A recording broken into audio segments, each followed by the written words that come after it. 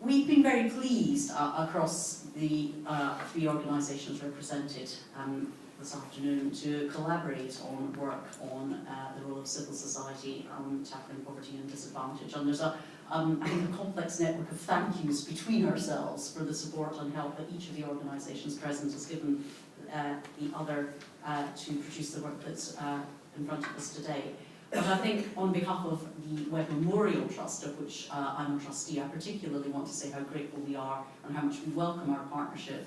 Now going back, I think we're into our third year with the new Statesman, who have very generously supported us in producing a dedicated supplement on issues of poverty and inequality in collaboration with the Trust in the last 3 years.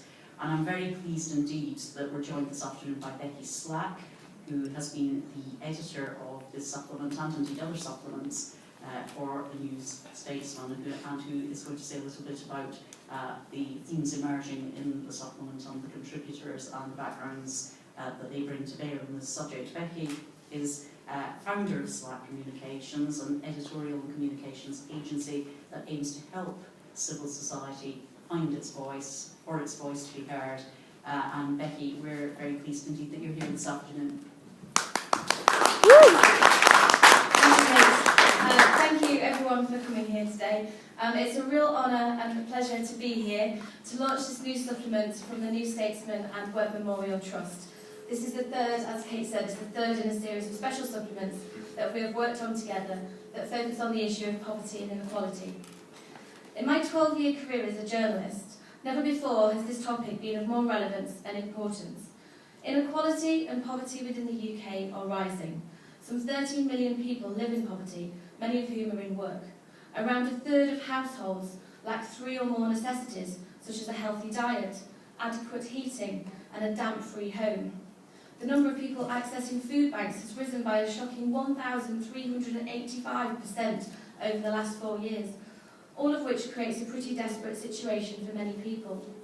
This clearly is not good and needs to be addressed, both by actions and by words. When it comes to action, civil society is there. Among registered charities alone, there are some 27,000 organisations which aim to reduce or relieve poverty, and they have an army of staff and volunteers who are doing some amazing work to support those in need. Yet, when it comes to speaking out publicly, the response has been what I can only describe as muted. I've spent the last 10 years or so working in and reporting on the voluntary sector, and I've been surprised at how quiet charities have been lately when it comes to raising awareness of rising poverty. So have other journalists. I've had more than one conversation with colleagues who've commented on the dearth of good, strong case studies and reports coming from within the voluntary sector. Which means charities are missing a really valuable opportunity to tell the world what life is really like for the growing numbers of people who live in poverty in the UK today. Why have they been so quiet? I believe that part of the problem is that the real change occurs on the ground, in small, badly funded, grassroots organisations which don't have the relationships with the press, which don't have the resources for expensive profile-raising activities, and which don't know how to get their voices heard, be that within the media or within government. Meanwhile, those organisations that do have money tend to be the ones who get a seat at the table, but because much of this money comes from government itself, are not as willing to criticise and challenge. After all, who wants to bite the hand that feeds them? Nor does the UK always offer the most welcoming environment for charities that want to campaign and lobby. As you'll be aware, several ministers have clearly stated that they do not believe charities should campaign and lobby on behalf of vulnerable people and communities. Well, if charities can't stand up for the disadvantaged, who can? Who will? Equally, there's been more than one occasion when charities have been publicly berated for speaking up about poverty. Recent coverage by the Mail on Sunday of the Trussell Trust provides one example. The flack that Save the Children received in 2012 for its report, It Shouldn't Happen Here, which some said was overtly political, offers another. This is crazy. What does the world come to if charities can't speak up for the poor? And let us not forget the Lobbying Act 2014, which has been described by many, including prominent lawyers, as badly written, difficult to interpret, and potentially very detrimental to the ability of charities and voluntary organisations to stand up for what they believe in.